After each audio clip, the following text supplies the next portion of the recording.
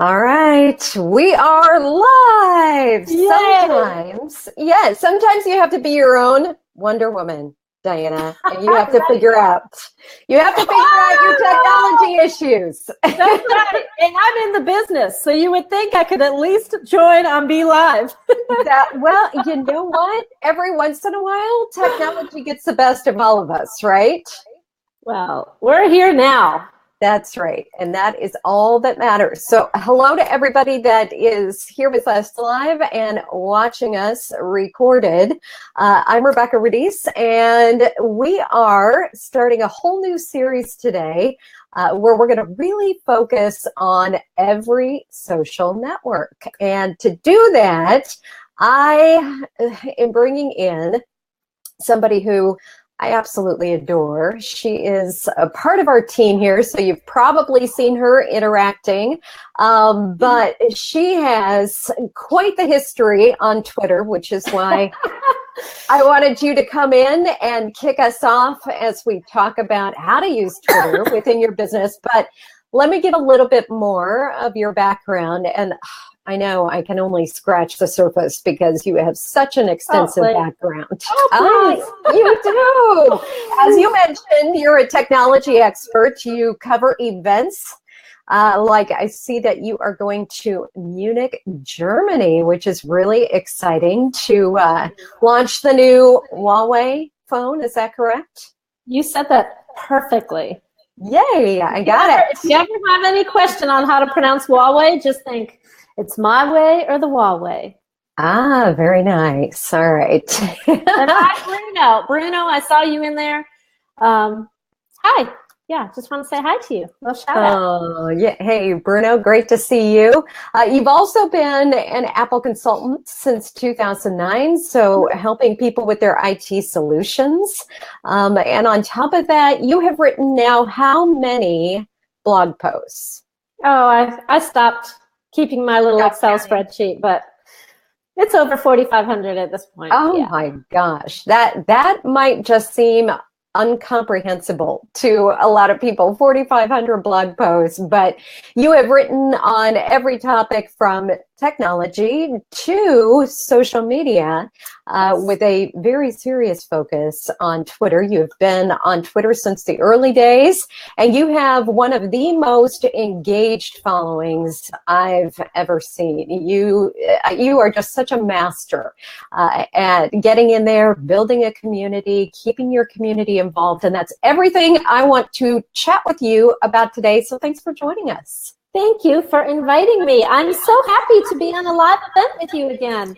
I know. So I'm just way too long to be here. Yes. Yeah. All right. So back in the early days, things were a whole lot different with Twitter. Obviously, there has been an enormous evolution, but I think we still see a lot of pushback on why should I use Twitter for my business? Why should I even bother? And is my audience even hanging out over there? So maybe give us your thoughts on why should anybody choose to spend time on Twitter? Well, I have to be honest with you. When I want to engage with a brand, if I find out they're not on Twitter, I'm like, what's up with that, right? I think every business should have a Twitter page. And there are so many different reasons to use Twitter, and it really depends on the goal of the business, the small business, right? Like, what is your goal to use with Twitter? Because as you know, some companies use Twitter for customer service, some are really focused on lead generation, and others, they're just trying to get their name out there and build an online reputation and, just create brand awareness. So I think it really depends on the goal of the company, but I love Twitter. I absolutely adore Twitter, and the main reason why is because it takes 10 seconds to compose a tweet, so I can do it in and out the day, in between everything. I don't have to, I look at these Facebook posts and there are these like really profound paragraphs, and I think, who has time for that, right? So I love Twitter. It's fast and easy, very easy to communicate with customers, potential customers. Yeah.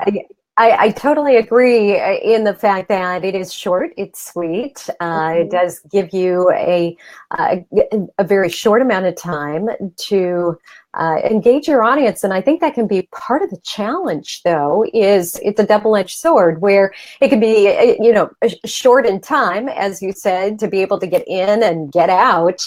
Right. But it can also be very challenging to think about, how do I translate what I do, who I am as a company in 140 characters or less? Did you ever find that to be a challenge for yourself, or did you ever struggle with that?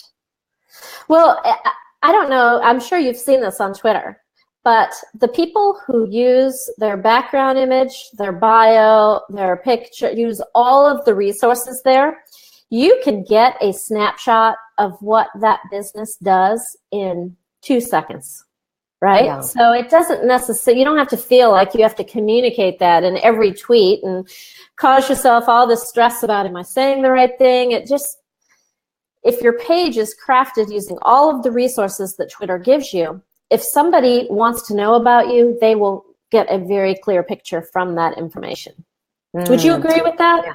Yeah, I would absolutely agree. I think those are great points, that you don't have to jam every bit of what your company is all about into every single tweet. Right. In fact, we're going to talk about what type of content you should be sharing, and it's the exact opposite.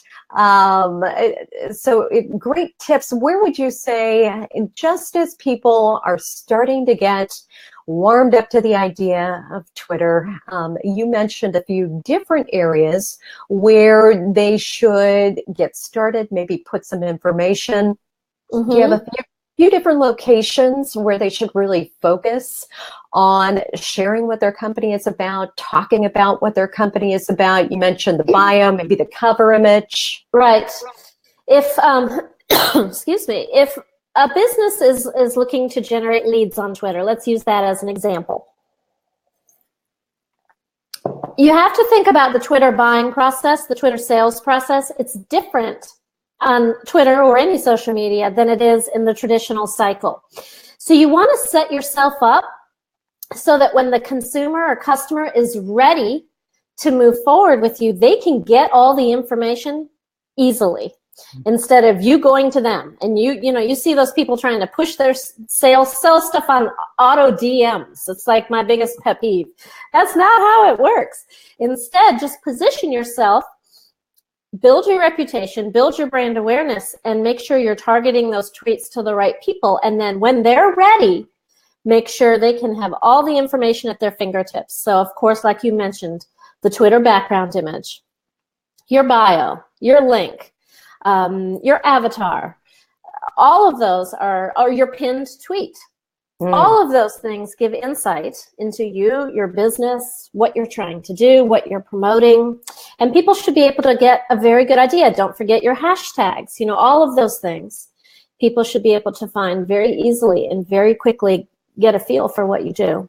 Yeah.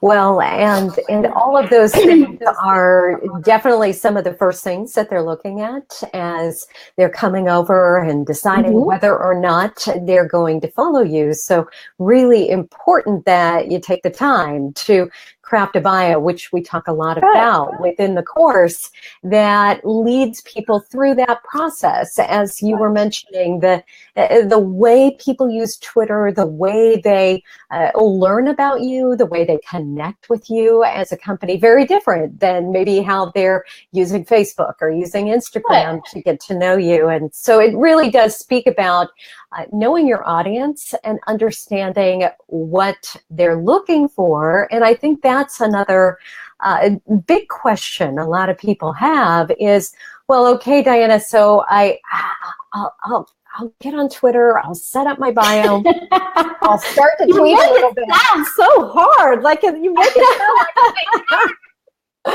like you are the expert. So I'm coming to you and I'm saying this is tough. I'm trying to figure it out.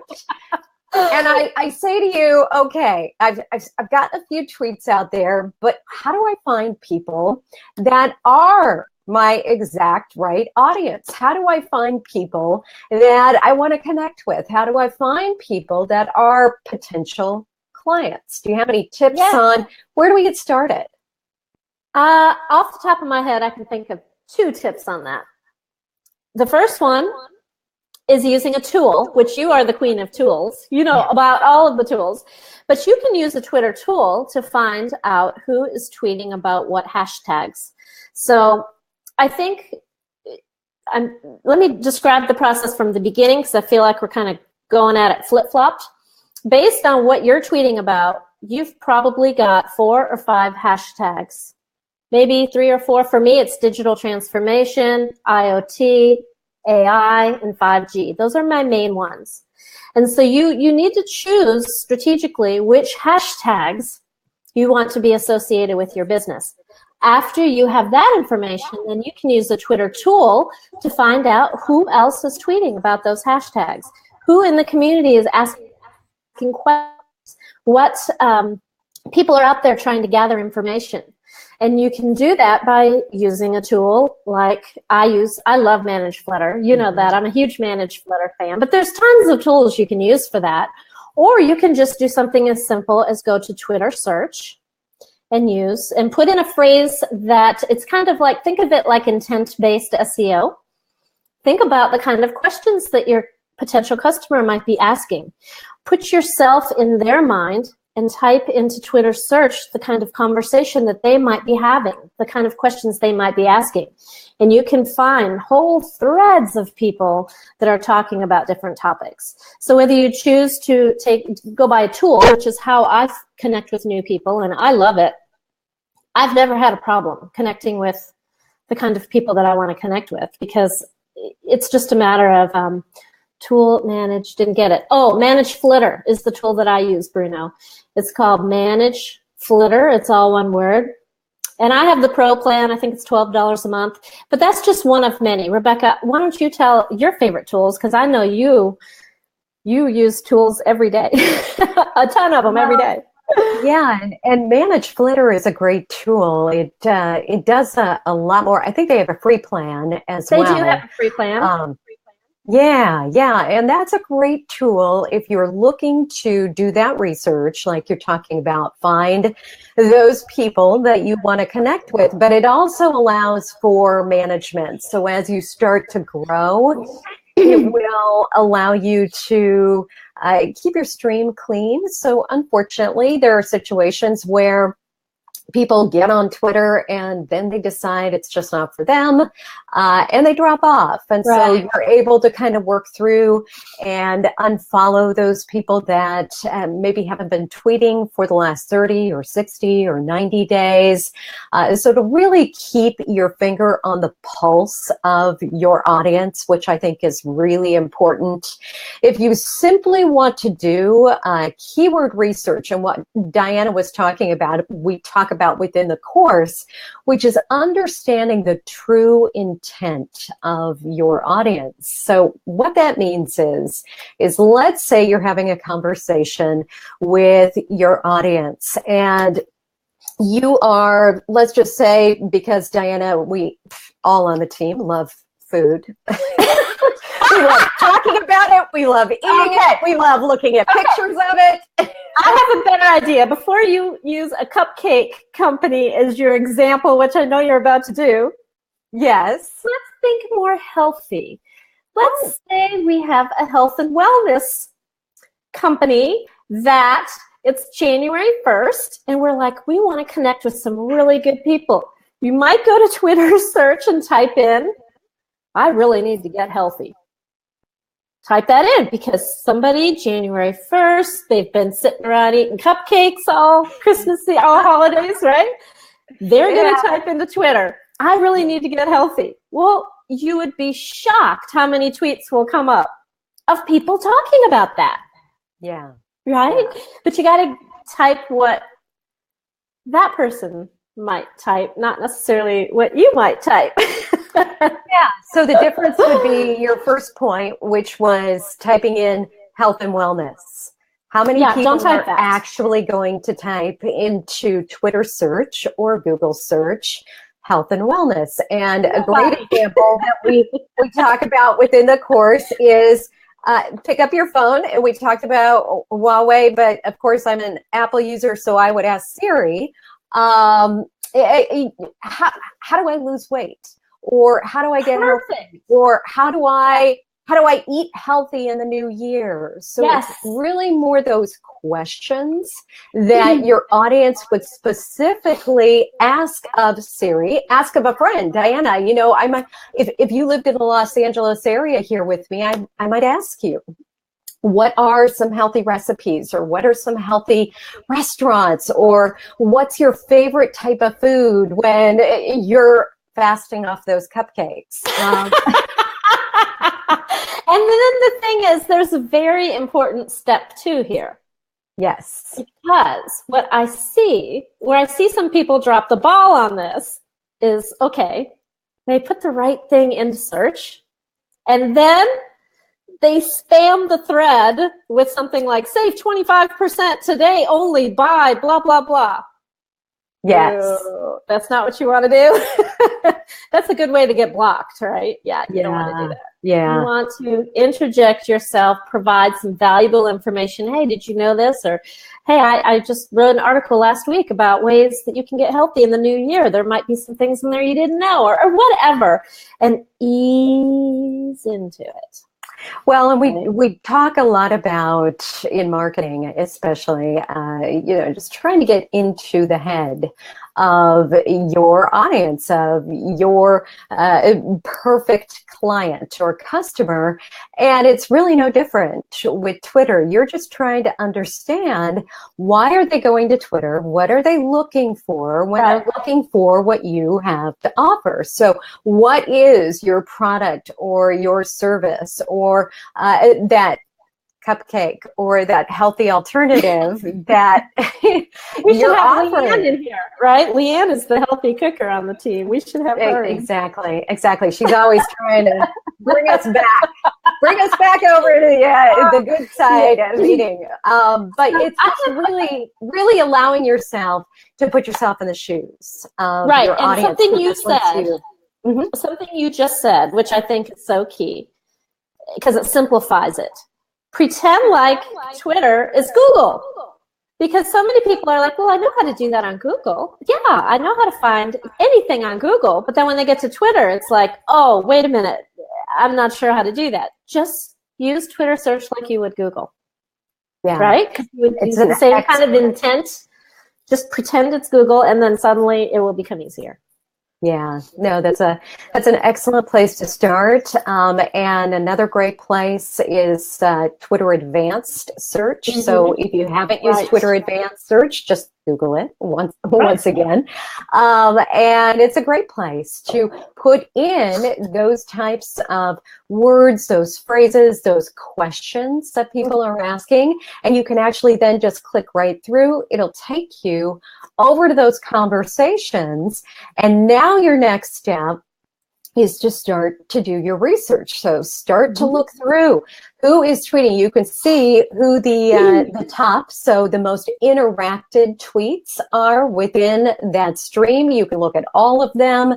And the great place to start is to research the people that are talking. So for example, if you were tweeting about that, Diana, I would want to take a look at your profile. I'd want to see, what is Diana all about? What does she talk about? I'd want to look through all of your tweets, your most recent tweets, to get a feel for, is this something she talks about all the time? Is this a one-off conversation? Because if this is a conversation that's important to my business, I want to start connecting with people that are having the same type of conversations, because you have to imagine then you're attracting the audience I want to attract. Right. And sometimes it's not just people that people are looking for on Twitter. Sometimes it's B2B, right? Or sometimes it's, with Huawei, they've got a smart city solution. They're looking to connect with cities, right? Actual people who run cities. So it's across the gamut. Just think of it like Google. Yeah, exactly. Well, and we started off with talking about tools that can help you, and we've talked about a couple with Manage Flitter, Twitter Advanced Search. If you're just looking for hashtags, Hashtagify is one of my favorites. And Leanne, if you could grab that link as well, free tool. Keyhole Yes, is a good one. great one. What I love about Hashtagify is that it's like a word cloud. I was going to say, you like the pretty graphs, well, right? and I love that it simplifies the search process for me. So let's say that we'll go back to our cupcake, and I was searching for people talking about cupcakes. I could just type that in, and it's going to give me the top 10 hashtags that are being used around that particular topic. And then you can also see how busy or how active people are within that. And the closer you get to 100%, the more active people are within that hashtag. Doesn't necessarily mean you want to go towards the more active hashtags, because those can be super busy and you might just get lost in all of that noise. But what it does is it allows you to start really digging into what are the hashtags that your audience is using, and then are those hashtags that you should start using. Right. So give us some ideas then, once we find those hashtags, how do you use those within your content? And also, once you start to talk about that, another big question is, how many do you use? Okay. And you and I have talked about this. Oh, yes. Because, yes. Where do I start? This is one of my favorite topics. All right. All right, let's start with hashtags. Anybody who's watching this, I'm about to tell you a secret. This is for real a secret. I know sometimes people, their little live events, they talk about secrets that aren't really secrets. This is a legit for real secret, because I just figured it out. So all of these reports recently have come out on the top 100 influencers using different hashtags. And those reports, and Analytica, right? Isn't that the big company that does them? Yep. And I was listed in the top 100 influencers for 3 or 4 of the hashtags. And I thought, wait a minute, how did that happen? So I said, let me dissect how I got to be in this position, because being a thought leader or in a position of leadership or influence in your niche is a big deal. I think everybody who has a small business would want to be in that position.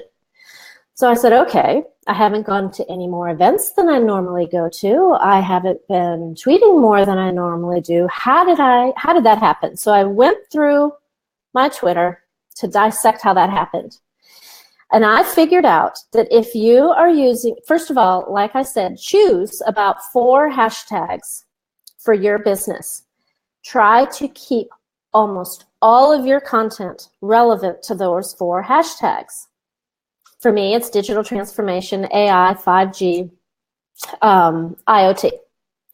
And then if you are whether you're curating or creating content, either one, make it super valuable content that you have looked at yourself, you know your audience is going to like it, and you put those hashtags, whichever appropriate one or more, in each tweet. And if you're tweeting 5 to 10 times a day, and you are using those 4 hashtags and keeping it tight, keep that content super tight. I'll tweet Starbucks on Saturday morning or something fun from a day, but not that much. I've even honed back on my Star Wars material because I want it to be tight. And that's how you get on those lists. Because you're consistently using those hashtags. Because I didn't do anything else. Why am I on those lists over anybody else? It's all how you're tweeting, how you're strategically putting together your content. Well, and I think there's multiple pieces within that. As you said, keeping it tight, meaning keeping a very tight focus around your topics. And we talk about this throughout the course, but a very simple way for anybody to get to the bottom of what those topics are for you, there's a couple of different ways, but the simplest way is if you're a blogger, if you're out there writing, you have categories within your blog. Yes. Those categories within your blog, those are your hashtags. Those are your hashtags. Exactly. Yeah. That is so smart. And if you have a very broad topic like tech, I used to use tech all the time, but you know what? There's so much content that is thrown into tech that if you have a really big content, or I'm reading Bruno's comment. If you have a really, really broad hashtag like that and you find that you're not getting a lot of engagement from it, see if you can hone it down into more specific hashtags. But you have to research the hashtags to make sure they're used hashtags. You don't want to make up a hashtag and think, oh, I'm going to become an influencer in the, cupcake factory in Atlanta hashtags. That's not going to happen. So you got to make sure it's one that people are actually looking at. Yeah, well, and Bruno has an excellent question. We'll just pop this up here on the screen. He said, I'm interested to learn how Diana chose what to share and how she finds it and the time she spends on that. And I know that's another one of your favorite topics, and you've touched a little bit upon that. I would imagine that technology having been your background, that was your initial focus. But how did that evolve over time? How did you decide that you wanted to go towards artificial intelligence or machine learning or all of these niches within technology? Well, tech in general and what I do as an Apple consultant, I always joke that's going out. That is going to be not even a job that exists in 50 years from now. Because of digital transformation, right? Everything is moving in a new direction. So for me, it was just a natural evolution because I've been on Twitter for so many years. At first, it was just broad tech, networking stuff, hard drive stuff, batteries, boring, right? But all of that stuff is transforming into more relevant hot topics like IoT, AI, even AR, VR, mixed reality, all of that stuff is so hot right now. And that's kind of where my business is evolving. Because I guarantee you, and even 5 to 10 years from now, people aren't going to be calling me and saying, can you help me connect my servers? As people aren't even going to have those. Everything will be on the cloud. So you kind of have to evolve. And everything we're telling you today, just keep in mind that it's going to evolve. What is working right now may not work for you in 6 months or a year from now. And you just kind of got to roll with it, right? You just got to roll with it and move with the shift. And so that's kind of how I moved with that shift, if that makes sense. So yeah, well, it's knowing your industry, right? It's understanding the wave of change and how that's impacting your industry, and then doing your research, as you said, doing your research on what your audience is talking about. Because as you start to get into those hashtags, what you're going to find is that the people sitting at the top influencers within those hashtags, the people that are getting the most engagement, the most retweets, the most comments, they're using other hashtags. And so you can start to investigate those. And I would imagine that's kind of how you did your research as well. Right. Exactly. You're absolutely right. And also too, I wanted to just take a moment to mention something too that you a little bit touched on about hashtags, but I really can't stress the importance of tweeting with your little core group of hashtags, because if you are a small business and you're new to Twitter, you might feel like nobody's looking at my tweets. Nobody's responding to my tweets. Nobody even sees what I'm tweeting. But that's not true. That's not true. And I know I shared with you on this outline, Rebecca, one of my very favorite articles on the Buffer blog ever of all time. It was written in 2014, but they keep on updated it in 2016. But it talks about your invisible audience. And your invisible audience is your silent majority. And there are people who are seeing your tweets, but 70 to 90% of people on Twitter, they're just observing, right? They're just going through there and looking at stuff and clicking on stuff, but they're not necessarily retweeting or favoriting. They're just looking. So people are seeing that. You just don't realize it. So the number one way, easiest way to get in front of people who are browsing is to be on that hashtag, because they're going to scroll through that hashtag to see what's going on. My hashtags, you don't have to scroll down very far on those hashtags and you're going to see a tweet from me. I'm always in people's face on those hashtags. So it's really important to do that. And because I promise you, there's a lot more people seeing your business than what you probably think. Well, and I think a lot of people shy away when they first get started from hashtags, especially if you haven't spent a lot of time on maybe Instagram, where they're very prevalent. If you're very comfortable with Facebook, you know, they never really took off over there as a search tool. Whereas with Twitter, they're very acceptable. And more than that, you have to use them if you want to get found. So to your point, have that, 3 to 5 that you're using all the time, and put them in every single tweet, correct? Every single tweet, obviously. Not if it doesn't apply to that tweet. right? We're assuming it applies if you're keeping your focus very tight, one of those should be in every single tweet. That's very true. And you asked me how many hashtags I use. Back in the old days, I remember you and I used to say to just pick 1 or 2 or at the most 3 hashtags. But I will put, I put lots of hashtags in my tweets. And you know what? People love it. People love it. It doesn't matter. It actually dresses up the tweet a little bit, right? It makes it kind of fancy.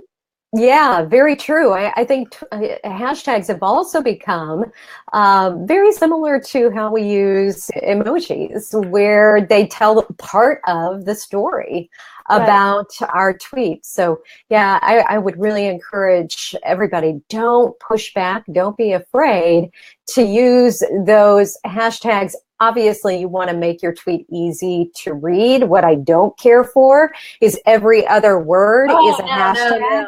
No. That's not what we're talking about here. No. You don't want to make it hard to read. And even if the word that I'm using as a hashtag is in the tweet itself, if it looks icky, I will retype the word at the bottom as a hashtag instead of trying to fit it into the text. Yeah. If it looks bad. You don't want to do that. So that's a really good point. Yeah. Another great question here from Graham. He says, for local small businesses, should you make one of your hashtags your geolocation? That's a really good question. Mm-hmm. What do you think about that?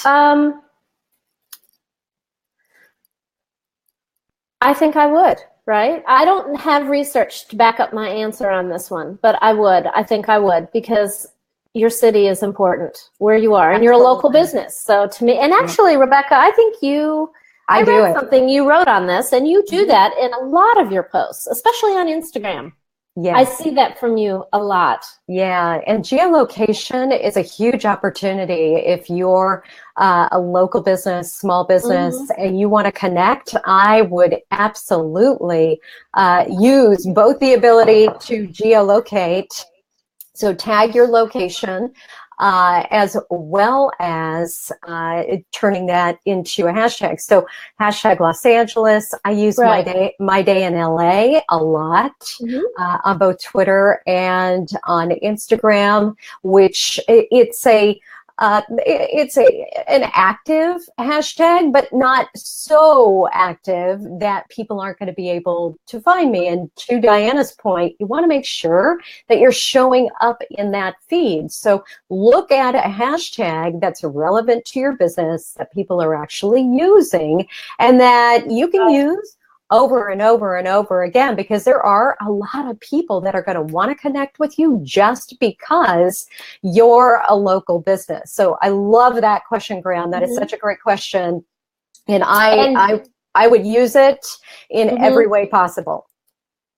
And also, too, what you just mentioned, that's why I stopped using just the tech hashtag. Because if you go to that hashtag on Twitter search, every time you refresh, there's like 300 more results.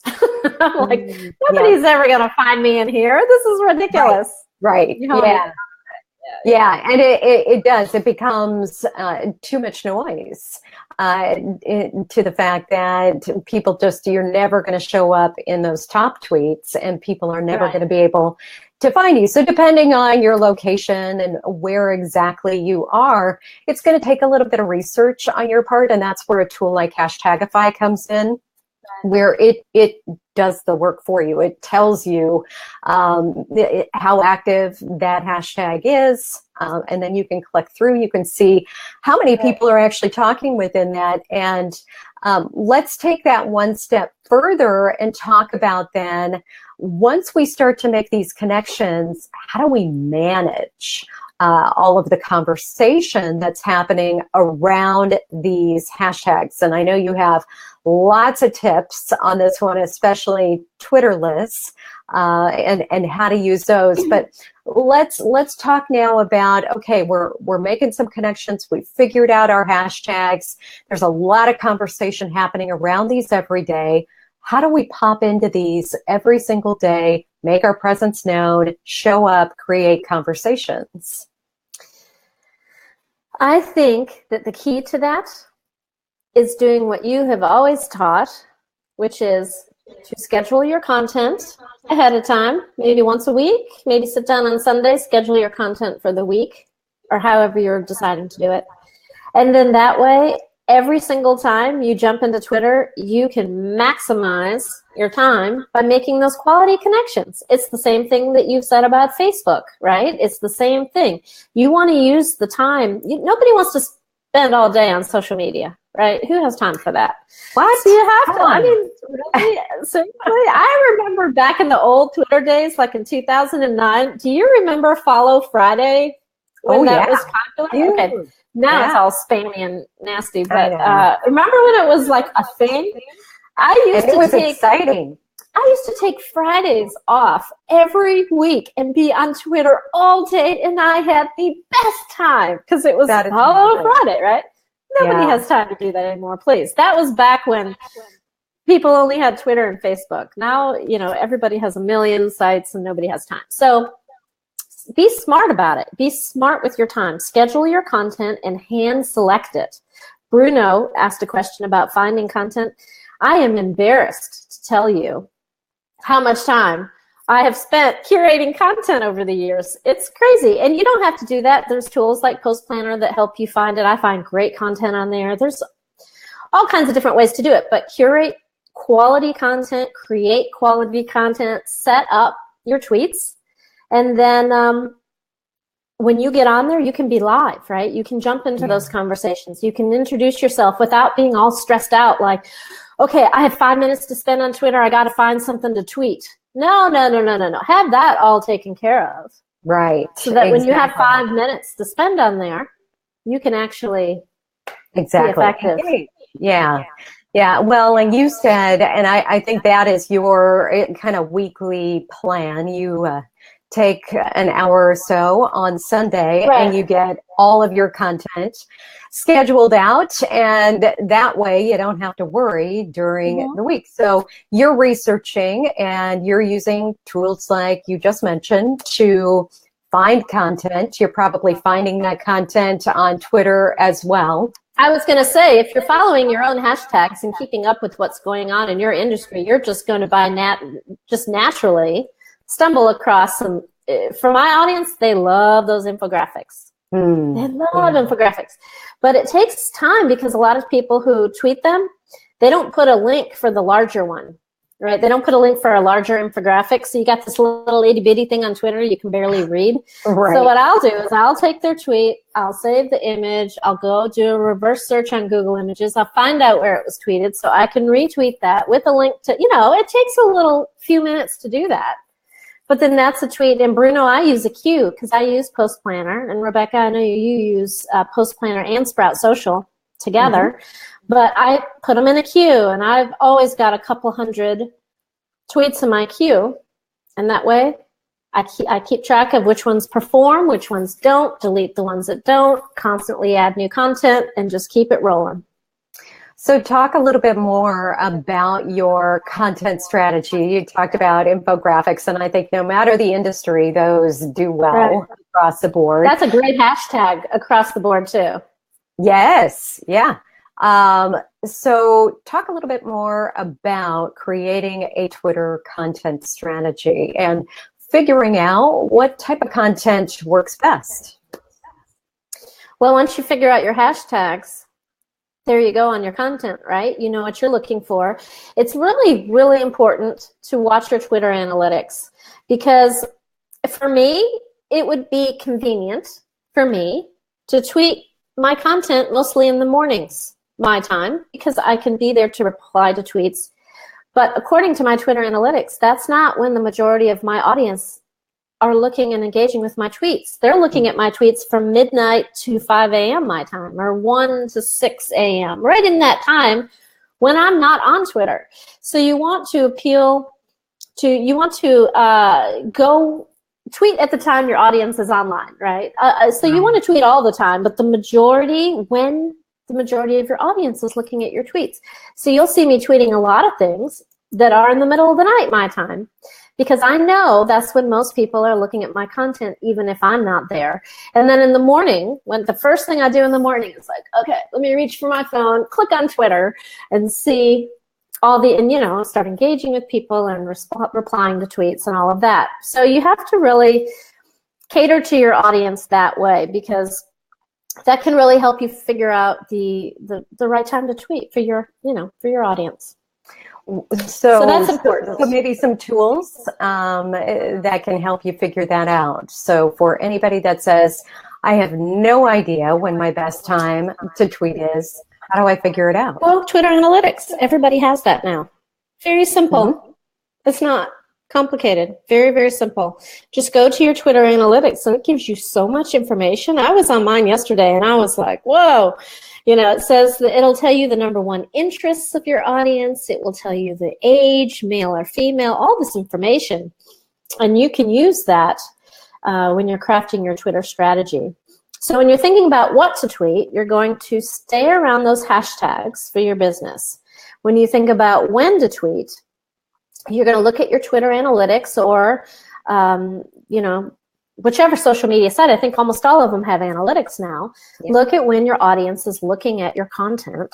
And then as far as how to tweet, my recommendation is to use a tool like Post Planner, Sprout Social, or Buffer, whatever you're choosing, whatever works for you, to create a queue, schedule your posts, so that when you're live on Twitter, you don't have to spend your time looking for content. You can use that time to do what I do, which is send a bunch of emojis or whatever you want to do, right? Engage with people. Have fun. Have fun. Yeah, absolutely. Well, and I think that is probably the #1 struggle across the board with any social network, is finding the time to curate all this great content and keep up with your mentions and with the conversation. So give yourself that gift of scheduling, using automation and moderation, as we talk about, to really support yourself so that you can schedule content and then come in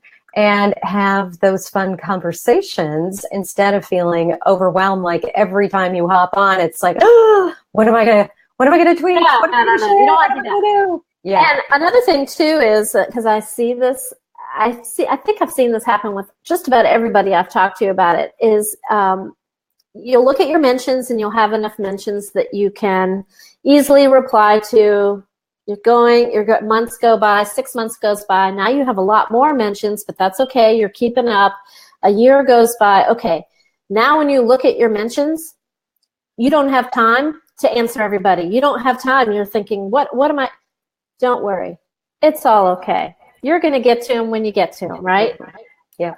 There was, I can't remember who told me this years ago. She said, when you're out of control, you're in control. In other words, when you feel out of control and those mentions are going crazy, it's okay. You're in control. People are looking at your content. You will get back to them when you get back to them. You don't have to feel the pressure or, oh, if I don't answer this, but no, it's not like that. It's all okay. Keep going. The key is not to stop. Not to say, oh, I have to stop tweeting until I answer these 150 mentions. Keep it going. Keep it going. Keep it going. Yeah. Such a great point, because that can be the one thing that stalls us out from keeping that momentum going. It can also keep us in our head where we're so stressed, it becomes that whole analysis paralysis where we're overanalyzing everything and we're getting absolutely nothing done. Exactly. So just keep on going. Just keep on going and don't worry. And that's a good problem to have, right? It's a good problem to have when you've got so many, people trying to contact you on Twitter and clicking over to your website and sending you emails because they found you on Twitter. It's a good thing when that happens. So don't get stressed out and just keep going, keep going, keep going. Yeah. So to wrap all of this up, because I know we ran a little long today and a little late too. Apologies again to everybody. Sorry. No, it happens. Let's talk about how to move people from Twitter over to your website or over to your blog post or your video or over to that next best thing so that you can start to create more powerful alliances, more or better, stronger relationships with your audience. So do you have some tips on, okay, so I've started to cultivate this audience over here on Twitter. How do I move them? You are the master of this, Rebecca. You know that, right? Okay, so you're talking about like a landing page, right? Mm-hmm. Perhaps? Yeah. Okay. So you have something interesting. You put together a tweet that is going to catch people's attention in their feed. They're going to click on the link. They're going to read something that really resonates with them. And at the bottom, they're going to sign up for your email list, or they're going to see, take them directly to a landing page. Whatever it might be, you can transfer those people from your Twitter over to your website or your email list or whatever it might be, right, to the lead stage. But the big thing that I see people that are trying to do that is they're tweeting over and over and over again their landing page, and that's not going to work. You have to be part of the community on Twitter. You have to be part of the game. You have to retweet other people. You have to give to get. You have to engage and have conversations. You can't just tweet your landing pages and your lead magnets all day long, because it doesn't work like that. Would you agree? Oh, absolutely. And I think everything you just talked about in what you're sharing in your content strategy, where it's not 100% promotional, you're building that equity so that people appreciate, they value what you're sharing. And you know what that is? That's reputation, right? You're building a reputation. Yep. I mean, I know right now, off the top of my head, I can think of at least 150 people who I've never met on Twitter who would vouch for me in 2 seconds in any situation, whatever comes up. Yeah. Because I've built that reputation. You've done the same thing, right? I mean, you have to really treasure those gifts of those relationships. So sure, you want to tweet out your landing pages, and you do such a great job, you and Leanne, with those videos and those funny animations that you tweet out, and that it's perfect because those are going to catch attention in the stream, and as a perfect way to move people to the next step.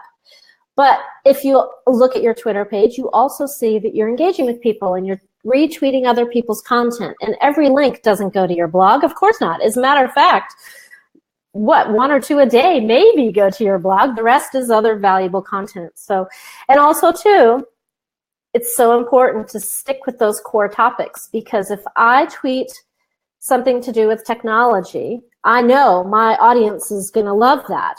But if I tweet a landing page for a cupcake recipe, talking about cupcakes, I'd be surprised if very many people clicked on it, because I'm not a foodie on Twitter. I'm a foodie in real life, but not on Twitter. Right. So right. my audience, they're going to be like, what the heck is that? What's she doing tweeting that? Yep. It doesn't go together. It's kind of like when businesses are trying to find influencers when they're first starting. A lot of times they try to go for the accounts that have a lot of followers, but they forget the crucial ingredient is what is that audience looking for? What kind of content? You got to make sure it aligns. Yeah, for sure.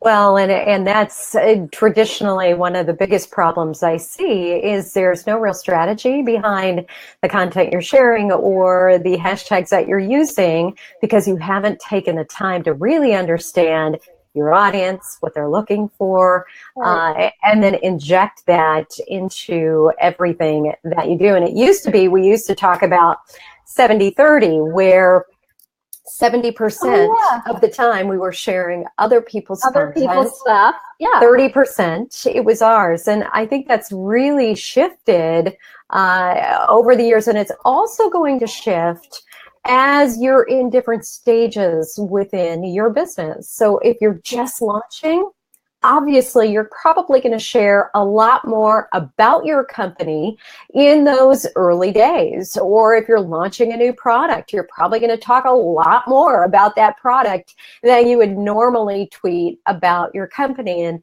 it's an ebb and flow. I see that, we all go through those stages within our own companies, within just kind of the lifespan of our company. But don't be afraid. Don't be afraid to put new content out there, test that content, really see how your audience engages with it. But for the most part, it is going to be a scenario where you want to become that valuable resource to your audience. And to do that, you need to share more than just your content. Share other people's content that are talking about the same thing, because you're doing so many things that you just talked about, which is building relationships with those influencers within your space. You're building those that reciprocity where they're then going to come back and share your content. So many benefits.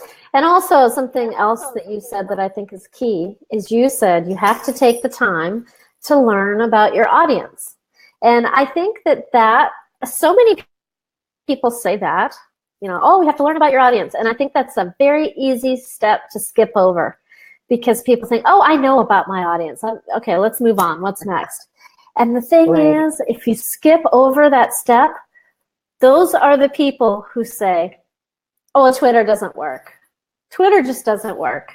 And it's because, if you're tweeting stuff that your audience has zero interest in, it's probably not working that great. So it's such a critical step not to overlook that, because it's really easy to think, oh, I know all about my audience, but do you really? Have you looked at your analytics? Have you looked at your numbers? Do you know when people are most likely online? Do you know what country the majority of your audience is from? Do you know if they're male or female? Do you know how old they are? Do you know what their top interests are? Do you know what their income is? Do you know what kinds of things will appeal to them? And until you figure all that out, it's all just a guessing game. Yeah, that's for sure. And Bruno asks, how do you learn about your audience? And we talked a little bit about this, doing your research within hashtags, looking to your Twitter insights. We talk a lot about this within the course as well. Do you have any final thoughts on that you could leave everybody with?